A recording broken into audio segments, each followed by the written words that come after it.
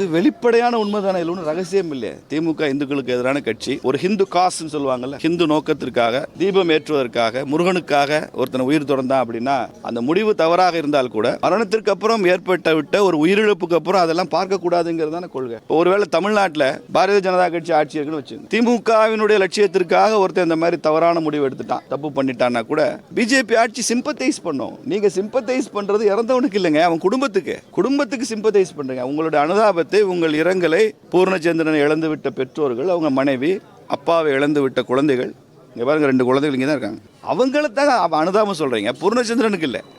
அவர் ஆன்மா சாந்தி அடைறதுக்கெல்லாம் நீங்க பிரார்த்தனை பண்ண மாட்டீங்கன்னு எங்களுக்கு தெரியும், அதை நாங்கள் பார்த்துக்கிறோம். உங்க பிரார்த்தனைக்கு கடவுள் ரெஸ்பாண்ட் பண்ணுவாரான்னு எங்களுக்கு தெரியாது. குடும்பத்துக்கு இதென்ன வெல்ஃபேர் கவர்மெண்ட்? இதற்கு முன்னால் நீங்க கொடுத்தது இல்லையான்னு கேட்குறேன். எத்தனை விபத்தில் நடந்த மரணத்துக்கு கொடுத்துருக்கீங்க? இது விபத்து தானே. விஷசாராயம் குடிச்சவங்களுக்கு கொடுத்துருக்கீங்க. அந்த மாதிரி இந்த குழந்தைகளை பார்க்க வேண்டாமான்னு கேட்குறாங்க. திமுக அரசாங்கம் இந்து விரோத அரசாங்கம் தான், முருகனுக்கு எதிரான அரசாங்கம், கார்த்திகை தீபத்திற்கு எதிரான அரசாங்கம். இந்த கார்த்திகை தீபத்துக்கான தியாகம் தான் பூர்ணச்சந்திரன்கிற அமர தீபம். இதை நாங்கள் வரலாற்று என்னைக்கு பதிவு செய்து கொண்டே இருக்கோம்.